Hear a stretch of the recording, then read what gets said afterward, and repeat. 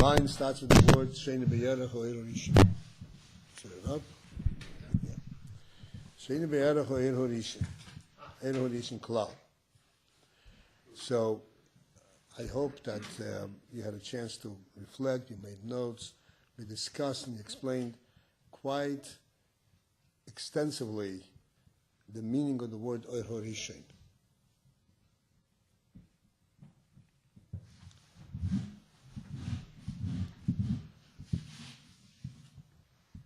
Where Oir Horishin is an oil that is fully representative of the truth of the Moir itself. And therefore this Oir Horishin cannot possibly be conceived as being separate from the Moir, because it's fully representative of the Moir. And therefore it cannot be directly relating to world, which is by definition something that conceives itself as an entity unto itself. So after the Tzimtzum, where the Oir Horishin is Misala Mistate Legamri, and an oil that is totally in a different category than the Oir Horishin. And then V'gam Zois, okay, this is where we're up to, V'gam Zois, and even that itself, this secondary or what's called a functional oil, the secondary level of oil, that itself also comes through B'kama Levushim V'hastating, in many garments and many concealments.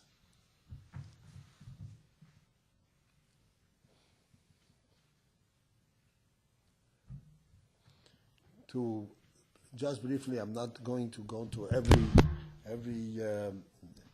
word into its fullest depth, but we already understand how the world is quite distant from the godly truth. But just to explain the word Levushim V'hastating, which I think is necessary, B'chlal, we have to try to understand everything that we learn to the extent possible. So to give us a little bit of a handle on the concept of Levushim V'hastating.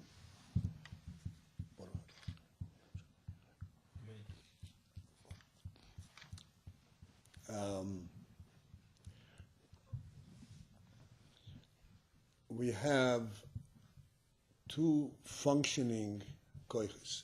Everybody understand the word functioning, right? Two active capabilities. One is called machshava, one is called dibur. Thought and speech. Now, thought and speech are very closely related.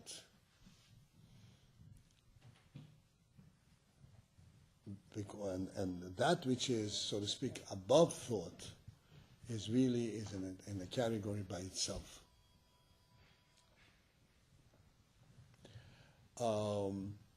Such that the above thought, these are the actual koiches hanefesh, seichel and midos.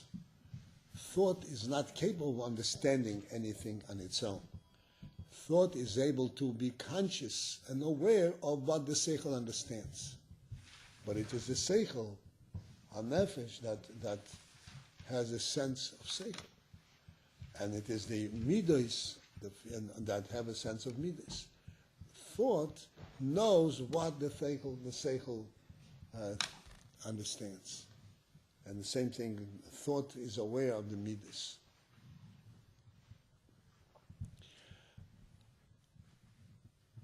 Now, once the seichel is present in thought, then it is possible to structure the seichel in such a way that can actually produce it in words, in speech. You can actually express the seichel to someone else through speech.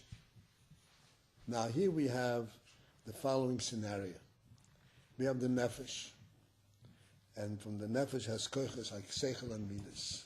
This is all connected to the nefesh. The seichel understands that which the nefesh makes it understand. It's a direct connect.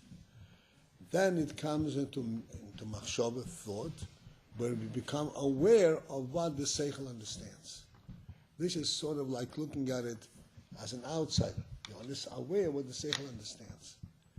But nevertheless, even though it's like an outsider, but it's not a complete outsider, because the machshava is directly connected to the seichel. It knows what the seichel understands by direct contact. But then, when you go to outside to someone else and you explain your seichel through words to someone else, the other person that you're talking to, he has no knowledge of your feelings of seichel at all. You're starting from scratch.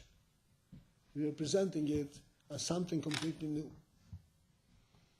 And that seichel is presented to the other person through the words that you're expressing it.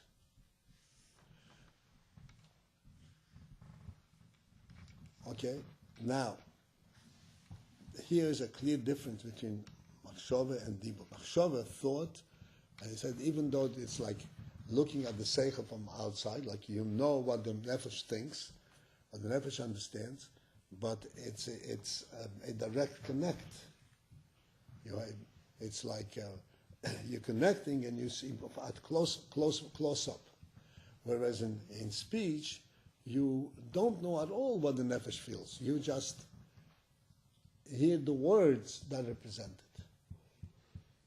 And when someone hears these words of the seichel, the words themselves are not seichel. The words are words. And he has to then think into the words and reconstruct the seichel, and you draw from the words the seichel, the idea that is being said. You understand all? This is all simple and obvious things. So, the seichel, as the nefesh as the machshava understands it, is already external to the nefesh. It's like what I said. The machshava knows what the nefesh understands. It's already external. It's already, and in order that it should come into machshava, it has to be what's called mitzumtzum. The machshava cannot grasp what the nefesh itself understands. It has to be mitzumtzum, so that he can think about it. Then, when you put it into words, this mitzumtzum seichel, you put into words. The words are not even seichel at all. The words are the garments of the seichel.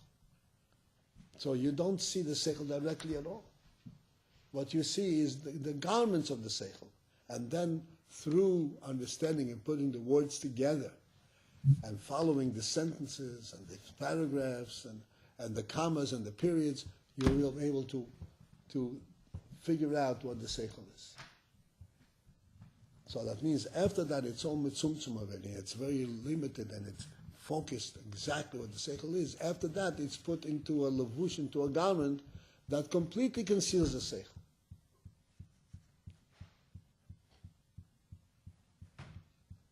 And then when you hear somebody explain the seichel, like I'm explaining to you the seichel in words, and then you try to figure out from the words what is the idea that is being said.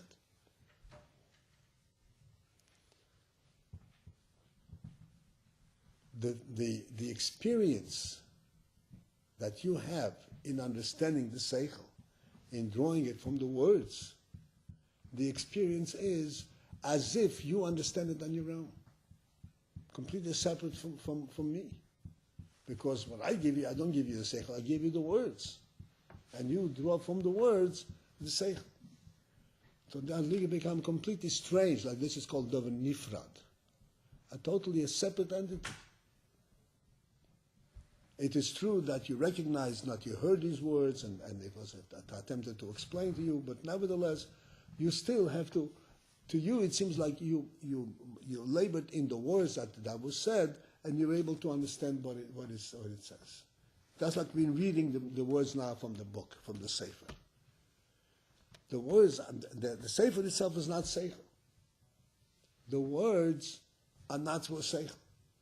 The words if you read them carefully and you translate them and you think into them, then you have a seichel. So what happens? What is the experience? What is it? What is the sense that you have? The sense is that you are drawing the seichel on your own. Like a separate thing. It's not that seichel was given to you directly from the Rebbe. This is what the Rabbi is saying over here. I'm going to read the words inside, and then we'll review what I just now explained. V'gam zois, b'kama levushim v'hesterim. The oil comes in many garments and hesterim. Ad shenasu ha'oilamis, to the extent that the worlds become b'bchinas yesh v'davar nifrod. They become like a yesh v'davar nifrod, an entity unto themselves. Like I gave you the illustration from this little experience of seichel.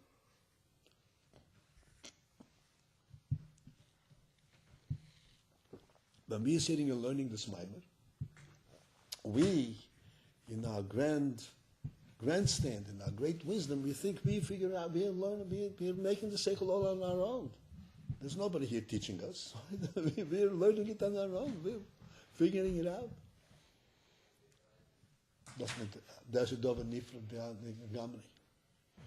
This is how the world, this is what the world senses. It does not sense the oil coming into the world, the godly oil that that gives the world really a presence. It doesn't sense it at all. The way it feels is it has its own mitzvah, its own presence.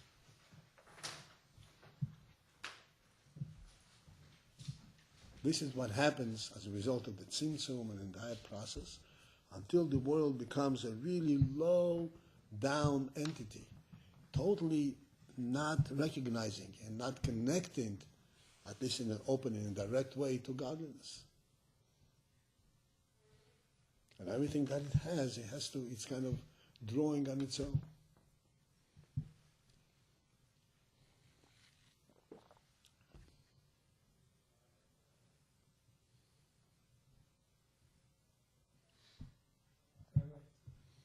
Doesn't it realize that there's these words, though, that keep it in existence?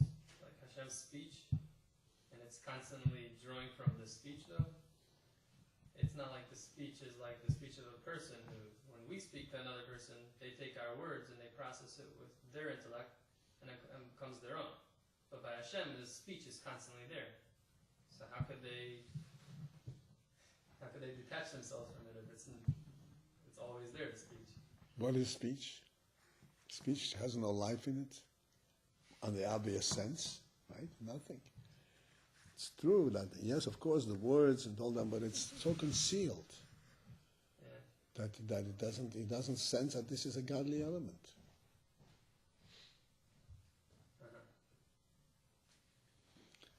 Just like I gave you the motion from our learning this and reading these words. These words are words from REBBE. They were very, very carefully constructed so that we should be able to draw from these words the seichel that the Rebbe had, that the Rebbe wants us to understand.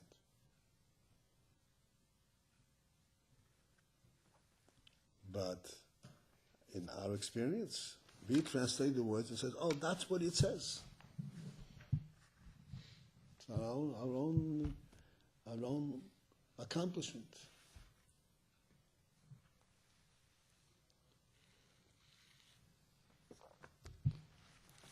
And the truth is that this is how it is in the world.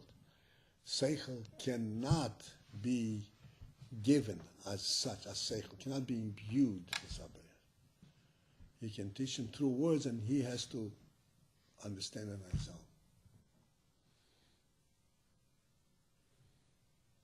Seichel that is just imbued, it's given, is not really seichel.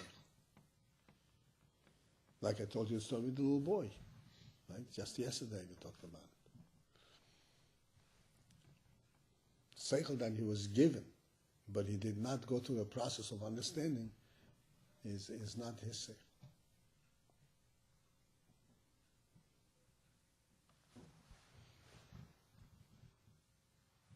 Okay?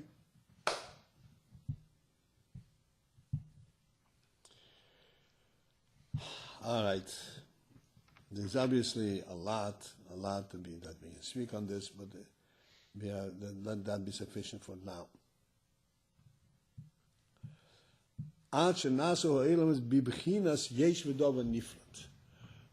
So that the worlds become bibchinas, in a state of yesh v'dover nifrat, of a presence that is dover nifrat, that is a separate thing. V'lochein, and for this reason, nikroyim tachtoinim b'maylo madrege. This is why the worlds are referred to, are described, are called tachtoinim, lower worlds. Why are they lower? They're lower in the sense of Mailo Madrege, in the sense of their level and in their quality, their sensitivity. They have very little sensitivity. Until it reaches all the way down in this world, Hashofel, this lowly world and this physical world, Shehu Tachten B'Yoiser, which is extremely low. Tachten B'Yoiser, very low, the lowest of all possibilities.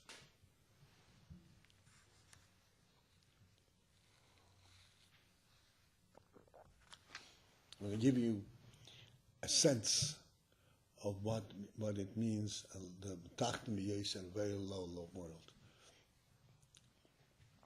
I really would like you to try to understand these things. Ask me. The more we understand these things, the more alive we become. What's mean Tachten B'Yoiser? How is the world Tachten? What does it mean? It's very low. So using the same example that we said before about words carrying the seichel, where the words are in themselves are not carrying a seichel. Only a bar seichel, somebody who has seichel on his own, can put the words together and can understand what the words imply, what the words are talking about. Can give a seichel, can give only words.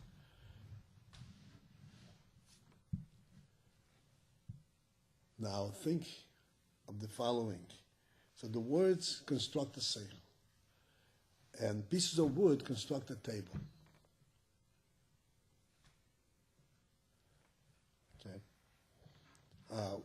Words, even though these are words which are far from the seichel itself, but they have a direct connection to the seichel. They're actually representing the seichel. Whereas wood and table are completely unrelated. The wood does not, in its nature, have that it should become a table. Words in their nature contain this thing. What are words for? To express a seichel.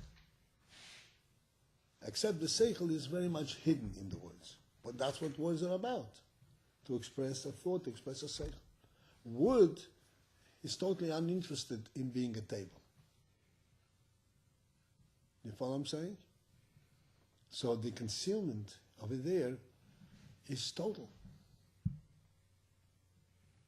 Hagashmi, once it becomes Gashmi, this conceals completely the Ruchnis. Because the Ruchnis and the Gashmi is even a table, which is a physical thing, still there is no inherent connection between the table and the wood that it's made of. Whereas the seichel and the words do have an inherent relationship. So there it's not so low, you understand? It's not so distant. And this is mamish distant to the extreme. The wood is not made for. What? What did you call the wood? Wood is a gashmlik material. It has absolutely nothing to do with table. It doesn't have an inherent relationship, huh? It brings down the whole seichel. What? The word there.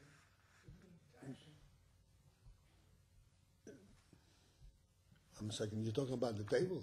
What are you saying? You're saying about the wood.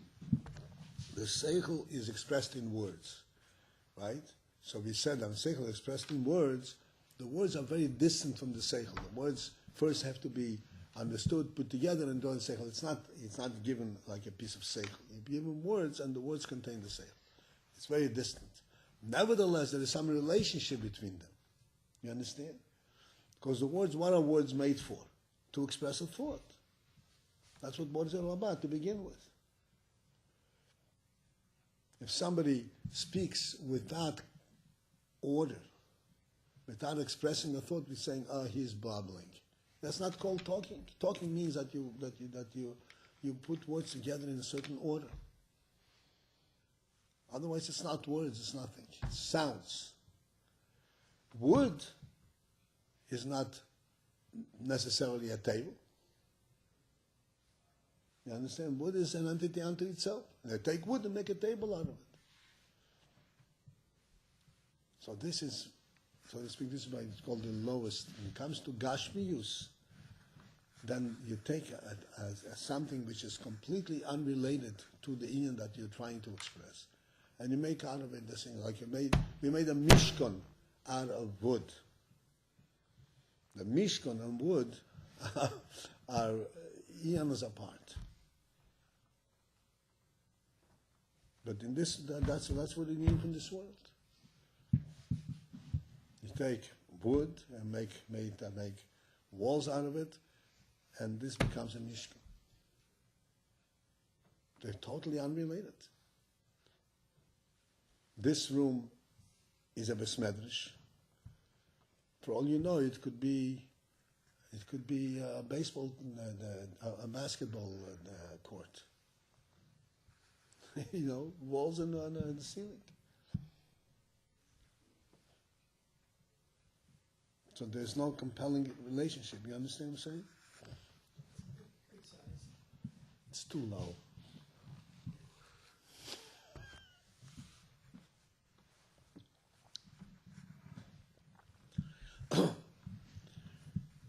So this is the pshat that it becomes oil hashofel hagashmi. That once it goes into gashmius, then it goes into a realm, a level that the ruchnius cannot be at all correlated to the gashmius. You understand? Totally shofel, very lowly. And yet, in this lowly world, we have a Mishkan, a Bezam Migdosh, and we have a Sefer Torah, and all that in the Gashmis. This is the Indian that you bring a Lakus into Gashmis, into the lowest elements.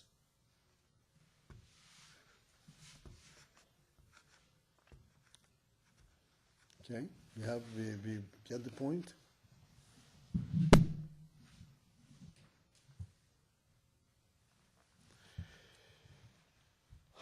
All right.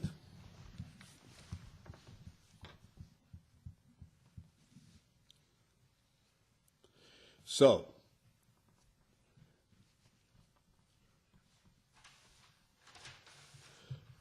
this next word, Visheho Odom.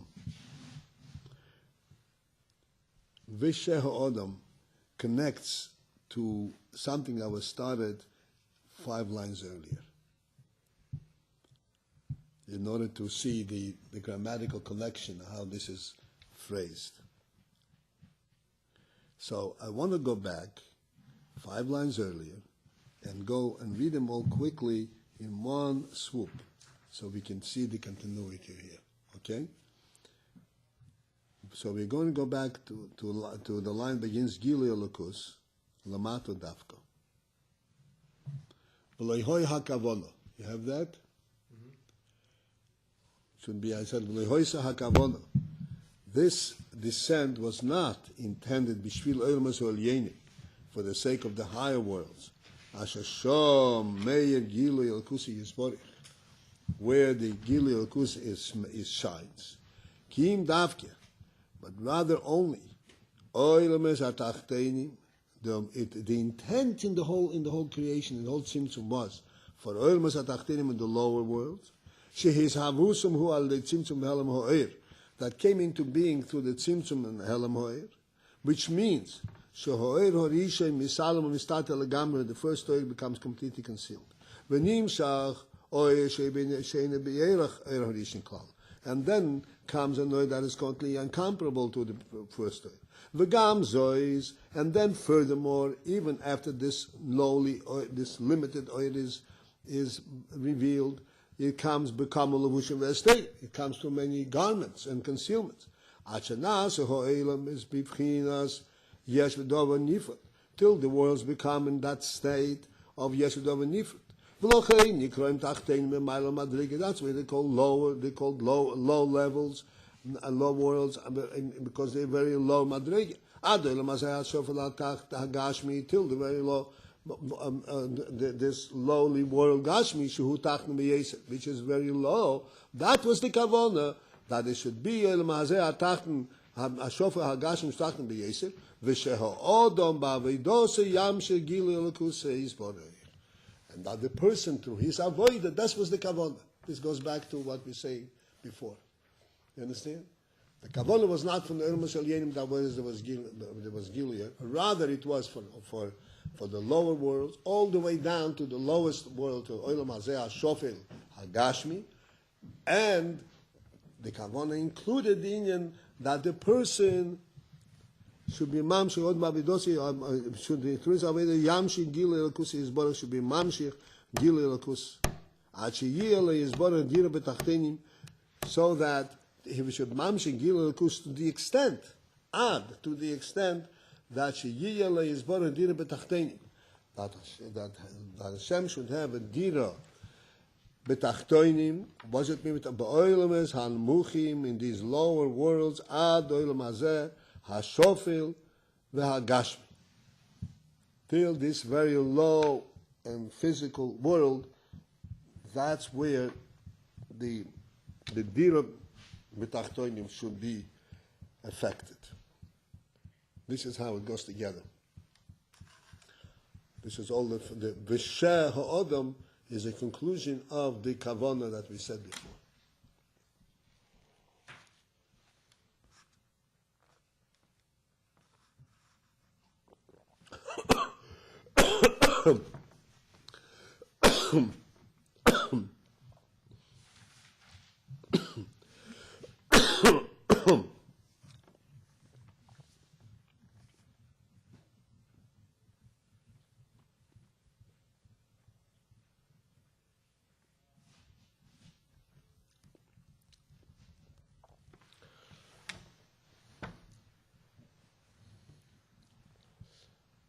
So this is the concept of the creation and the kavanah in the creation. This is why we say that the Odom, this is the central theme of the whole creation.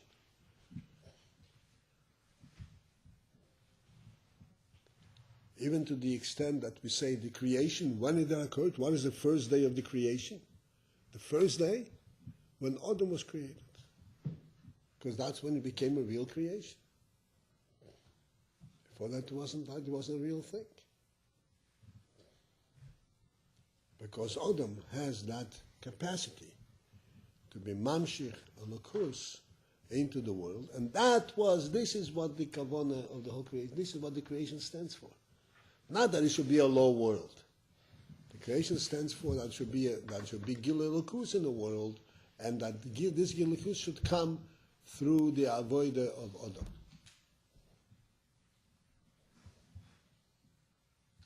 This is again similar to what we discussed just now before.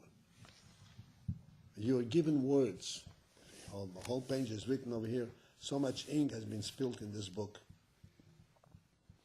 And what was it for? So that it should be ink on white paper and ruined paper? What was it for? That the Odom, Ba'avidosei, through his labor, through his effort, should draw from these words the lakus that these words are carrying. This is exactly the kavanah of this writing, the kavanah of the whole world.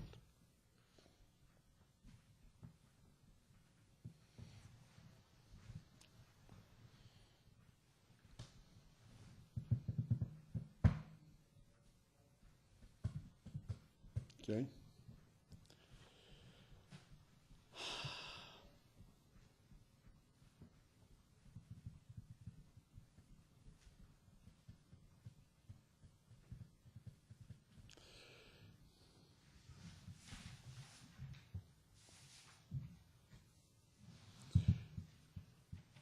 Oh, yeah, let me stop for a second. I just want to know, do you have a chance to review what we're learning here?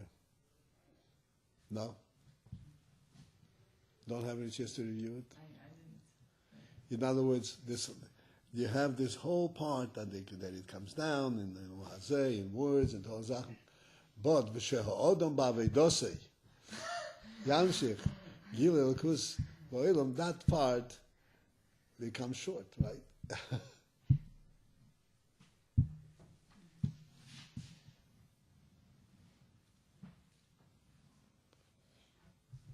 But that is really the whole kavanah.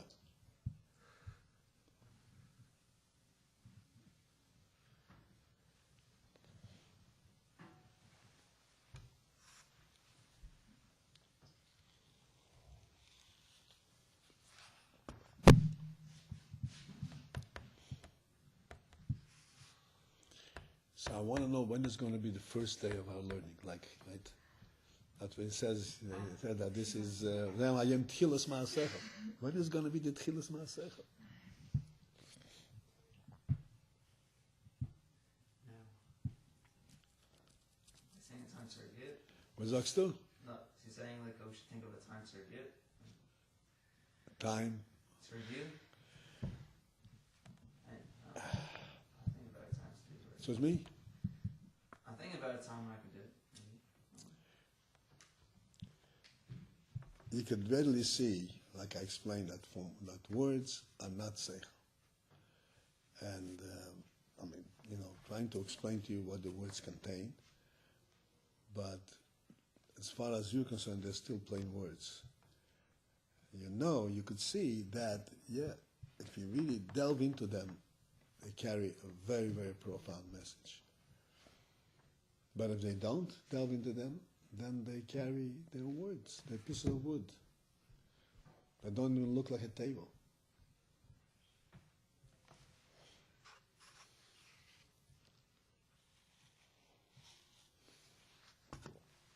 In the Zohar, oisies, letters, are called stones, avonim. Because in themselves they don't really carry any light. It's really just like a box all from the out. Filling in interesting.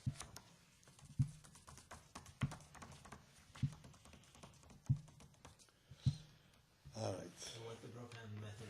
What? What is the profound method that these letters have?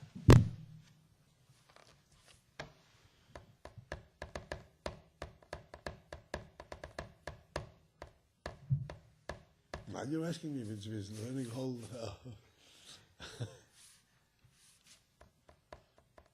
each word had something else.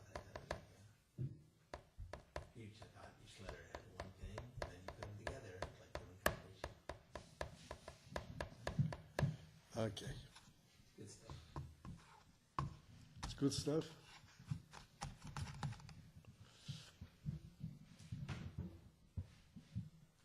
All right. Hopefully, after we have all that explanation, and that he says over here that ultimately the kavona is a sheha'odom ba'avidose yam shegil elkusi is borech.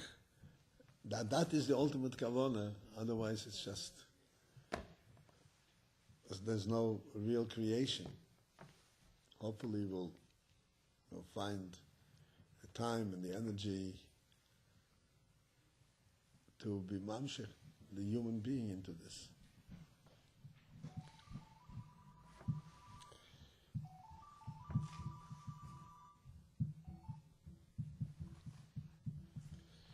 Okay.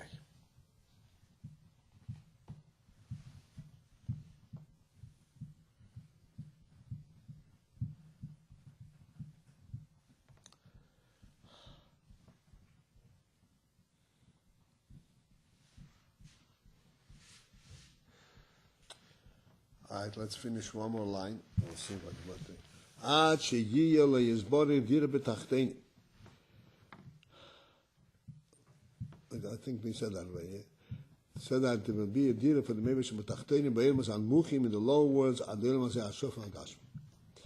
Ve'al zeh hu yiridus Hanshama B'guf. And for this purpose, there was this yiridus Hanshama B'guf, the Neshama coming down in the Guf. Sheyordo v'nislapsho B'guf v'nafsha Bamis. What does this yiridus Hanshama B'guf mean?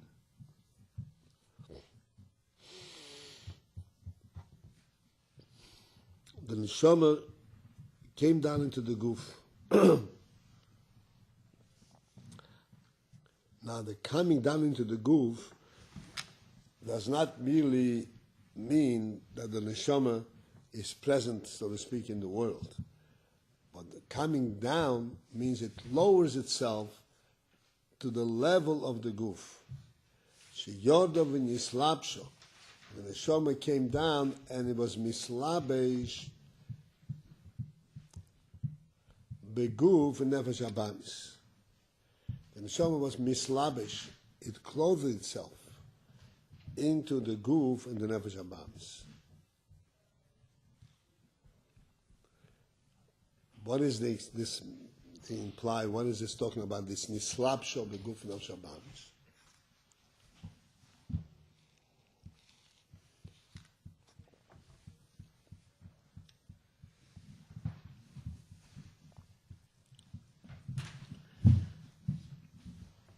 What is this slapshus referred to? When the Neshama is mislabish b'guf nefesh habamis. So we'll use the moshel to contrast. We understand what the slapshus is. When the sun shines onto the earth,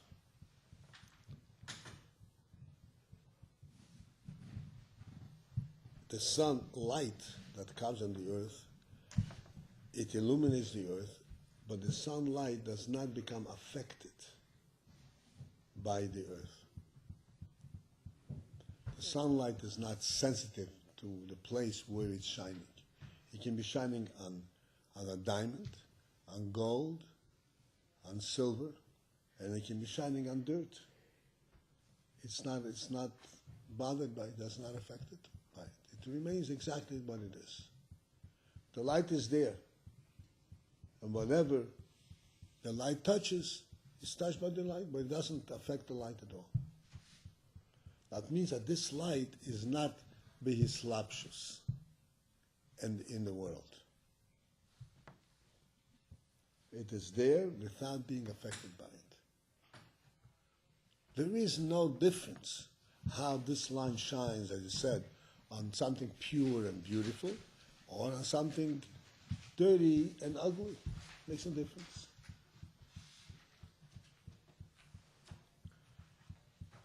The neshama, on the other hand, the neshama came down into the world. The neshama is actually mislabesh in Borim Gashmi, in the world. Mislabesh means that the neshama actually gets involved in what we do with our guf. And it actually does make a difference to the neshama. Whatever you do, whether you do a nice thing or not a nice thing, whether there's purity or impurity, all of these things make a difference to the neshama. Because it is the koiches hanefesh that are engaged, involved in these activities. You understand? It's not the guf picks up this cup, but it's not the guf. It's the koyach hanefesh that's in the guf that picks up this cup, and this koyach hanefesh is exactly designed to pick up this cup.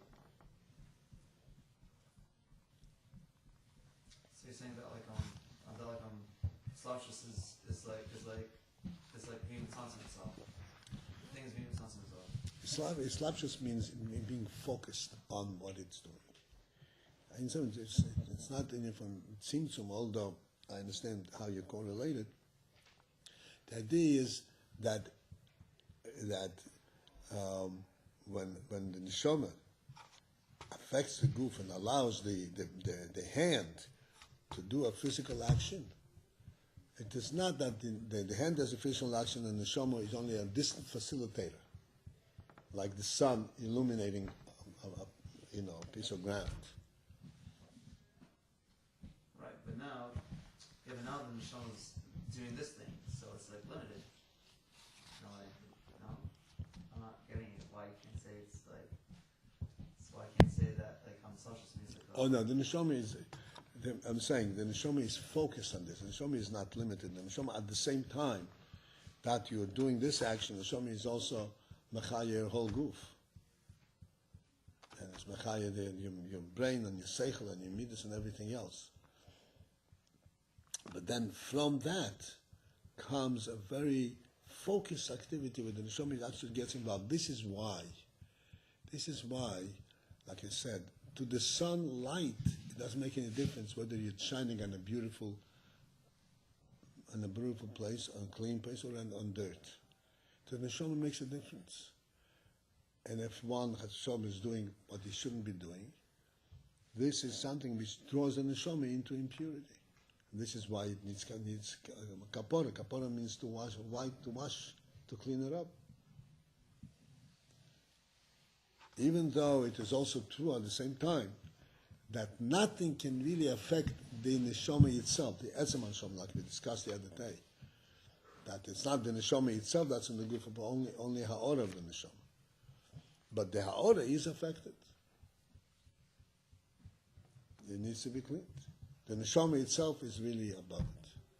This is why, under any circumstances, no matter what happened to a person, he can always do tshuva. The reason he can always do tshuva is that the neshama itself is still above, and it's not affected, and he can still, so to speak, supply the koiches of kedusha to elevate the person, draw him out of the dirt, draw him out of impurities. Okay.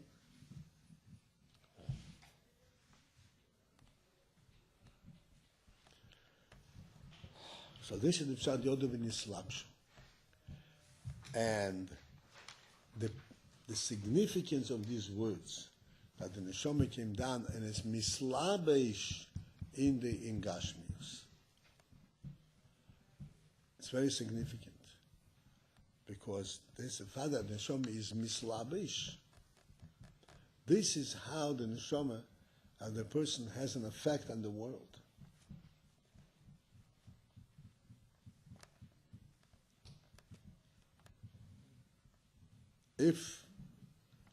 If the neshama's relationship to the goof were like the sun relates to the world, to the earth that it shines out, then none of the elements, none of the kedusha of the holiness of the neshama would be felt by the world. It's nothing. They're two separate entities. They're unrelated. You understand? The neshama is there, but it's nothing to do with it. It doesn't sense how coarse it is, how low it is, or how holy it is. It doesn't sense it at all. So therefore, it doesn't have any effect on it. But because it's mislabish in the world, therefore, the neshama does sense right away, oh, this is impure.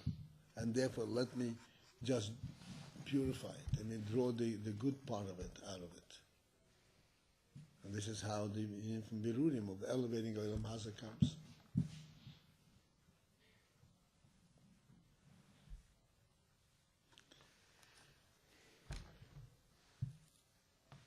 To eat a piece of bread that gives you physical sustenance, there's no difference whether the bread belongs to you, or this bread belongs to is gneva, you stole it from somebody else. As far as the stomach is concerned, it makes no difference whatsoever. It's exactly the same bread. Right? But the neshama says no. It's wrong. It's wrong. This is not pure and holy. The neshama senses what's happening in the physical world. If the neshama were above it, it wouldn't know the difference. The neshama says, no, we are not going to, we shouldn't eat it. We should go and work hard and provide our own in a kosher way. Who says that? The body? The body that couldn't care less. Doesn't know the difference. But the neshama is mislabish in the body. And when you come to the body and say, I want to feed you this, the neshama says, what is it? Is it kosher? It's not kosher. I don't want it. But we're not feeding you, we're saying feeding the goof. That's no. I'm not part and parcel of this.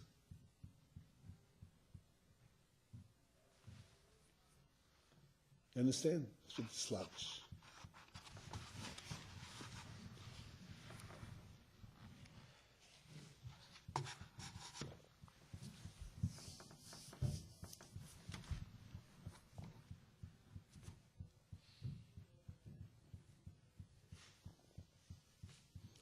This is the pshat. The neshama came down into the goof and mislabish beguf and nefesh, which means it actually participates. Mislabish in the goof and nefesh means it participates in all the activities of the goof and the nefesh. And therefore, and thereby it is mevare, elevates the Olam Hazeh Agashmi, and brings Yililukus in the world.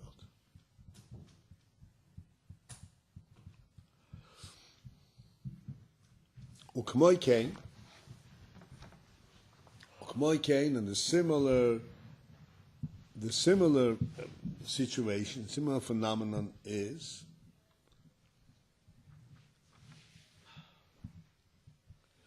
Kol Inyan Teiro Mitzvahs. The whole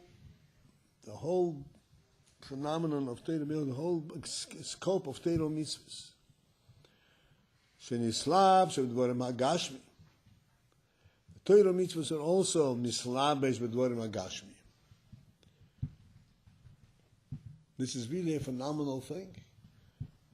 The Rebbe says, I want you to make a bracha when you eat. I want you to eat, put on tefillin, put on tzitzis. The gashmius. The Rebbe is so much above Gashmis. What does it have to do with Gashmis? The Torah mitzvahs and Rebbe's mitzvahs when you slabish in Gashmis oil. And this includes everything, all the Torah mitzvahs.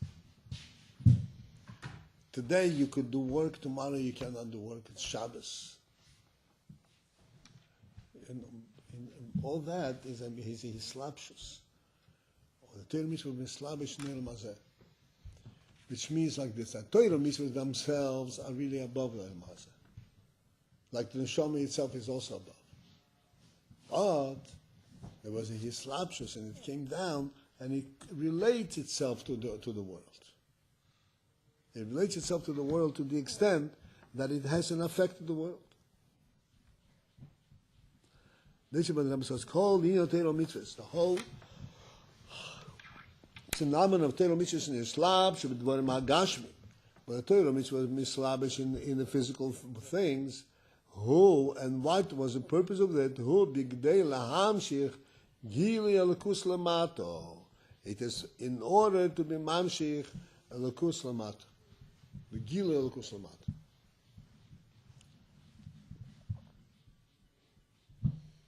This is the fulfillment of the kavanah of the whole creation.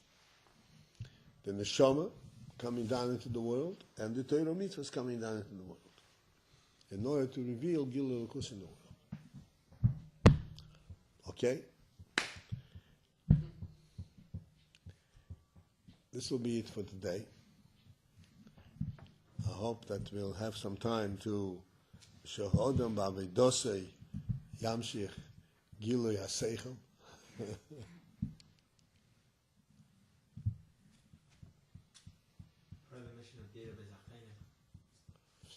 Okay, you have the notes, whatever. Okay, do find some time. Okay, you want to call them in for our weekly drop session?